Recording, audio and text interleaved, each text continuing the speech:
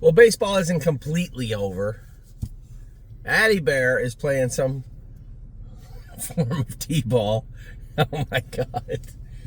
So I just dropped her off this morning, and then Ollie thinks he's going to be a hockey player. So I'm going to take him over to hockey later on. Done late morning, and then I believe football today, right? Isn't it football? Just wanted to go over yesterday's races. You know, obviously 3 key breaks in the day. We had a break from Raging Hanover. I can't really blame them. I mean, it looked to me like just the most miserable weather on planet Earth last night. I gotta get out of this sun. It's driving me crazy. Or non-sun, I should say. Yeah, Raging Hanover. I mean, when you have that much mud, it's pretty hard to say, oh, the horse this or the horse that. It's just one of those things. What a miserable night to race. I didn't realize it was like that. It was a little cool and chilly where we were in Pittsburgh last night. The track looked good and obviously fast in Scioto last night. And then to turn on the Meadowlands, it kind of caught me off guard. It was just an absolute swamp last night. So a break from Raging Hanover.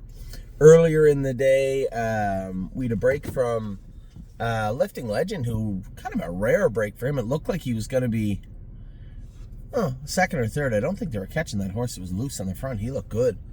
But he definitely looked like he was going to be second or third and ended up making that break in the last turn and losing him. And then, obviously, to start off our day, Arrowhead Hanover made that break. I talked about that break in particular in depth last night. Oh, the game's starting. We talked about Rock Shining Star. I guess, honestly, if I was to look, the most impressive horse yesterday, aside from the just bionic mile that Time Is On My Side went, would be Neptune. 51-1, 28 apiece on the end of it, and looked like he was going to grow into that track. You know, you like to see those horses coming forward down the lane. It looks like, you know, once he learns to race, you got to remember, racing in Australia is not like racing here. The racing style couldn't be any opposite different than it is here. You know, they start kind of well, but then they situate right away and they sit and they stack and they don't really. It's just different racing.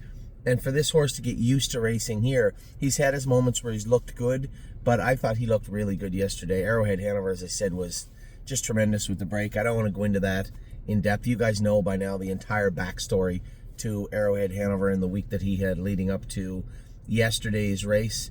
Rock Shining Star, I thought, should have been second. And ended up 5th, but you know, the one thing I noticed about him, I kind of struck him on the rump halfway down the lane, and he sat on me. He kind of wouldn't go forward, and he's never done that before. I'm not really sure what's going on with him. But a little bit flat right now. Somebody said maybe we'd give him a few weeks off. We could. Well, we could give him a few weeks off, but to what end? I mean, if we start to... He isn't... Let's just say he's 92% right now. That would be a fair assessment. He's not bad. He's not horrible. He's not great. He's somewhere in limbo. And it's just, he feels great on the track. But yesterday, he was a little bumpier than usual. Patrick the Piranha raced as good as he can. But I hope what I said to everybody about why we're selling him makes sense. He is going to do somebody a lot of good in a smaller jurisdiction. You know, if somebody just wants a quality, honest to goodness, classy, deep classy animal, well, there's your horse. Woodmere Bullet looked flat yesterday. I can't imagine he's long for probably going in the field at some point. I would imagine. You can see with his gait, he's probably going to be a much better 3-year-old than he was a 2-year-old. He's got that long, kind of sloppy gait that's really hard. That's really hard to sustain for a 2-year-old. You know, I've seen lots and lots of 2-year-olds that look like him. And for the most part, I find a lot of them are better at 3. I have no idea what kind of horse he's going to be when we look back at his pedigree, his gait. And obviously the horse has a willingness to win. That mile that he won where he's first over and then drove by them down the lane, obviously the horse understands how to win races. And, you know, that mentality and work ethic put into a 3-year-old body, I think would make much more sense. Foxy Seaside, you know, I think Corey was just trying to do his best to work out a trip. Honestly, I think if he had it back to do again, and I know when I was watching it live, because I know the filly, if he just files her to the outside and lets her rock down the backstretch, I think she's a winner. And I think he'd probably be the same. He'd probably tell you the same. Most importantly to me, she looks a little bumpy coming off the car when he was trying to take her back, but she hasn't been taken back off the gate for a while.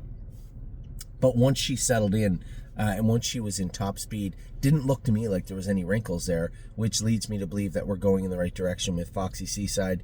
And I'm gonna end my video with Time Is On My Side. Love of God Almighty, what a trip this horse went. 3 wide, and nobody said anything, which I'm glad, because it was pretty obvious to me there was no other way for Ronnie Wren to race the horse, and the horse had to dig deep to race the way he did last night. That is far from what I would call his trip.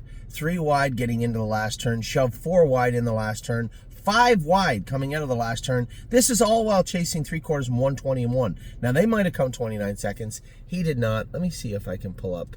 I meant to look at his line, and I did not yesterday. Hold on a second. Saturday, it's pretty easy. Scioto, open pace, race 9.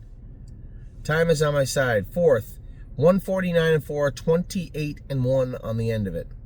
Horse just, and that's 4, 5 wide, stacked out in the middle of the track. The horse raced huge, and I was just so, he's just such a nice horse to watch race. You know, just such a nice horse to drive and do anything with. The horse draws it. You could see he left out, but everybody was kind of leaving around him, and he did the right thing. Brett was not taking any prisoners last night. You were not getting in front of Tyler Smith, who was sitting 3rd. You were not getting in front of Paris's Dragon. Helium got parked the whole way. He was to our right.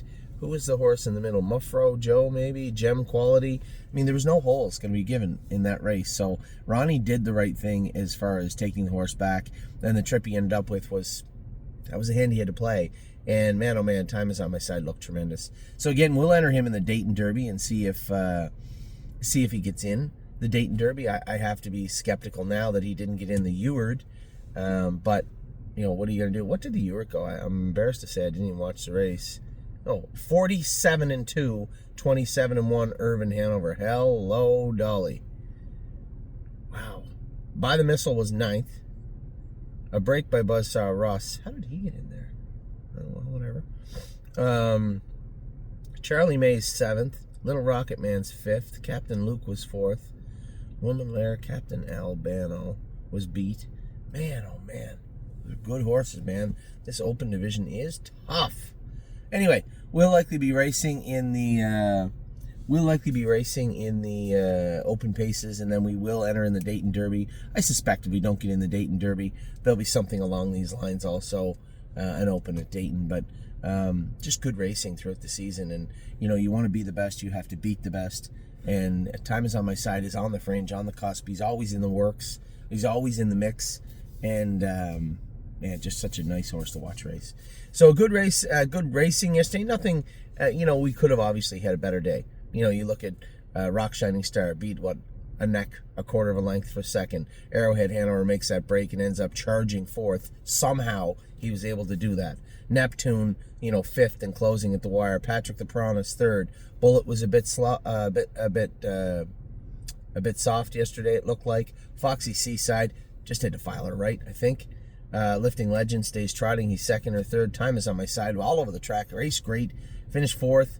And Raging Hanover makes a break leaving. I don't think we had a bad day overall. We just didn't get the spoils, so to speak, that we wanted. Gaslight Hall is apparently our lone starter tonight. He's in a great spot and in the sale on Monday also. And then on Monday, aside from the sale, we have 8 entries. We'll talk about them later. Amy is on her way home. We'll do our videos today. I'll get them out to you later on tonight. But I want to go watch Adeline bat. Take care.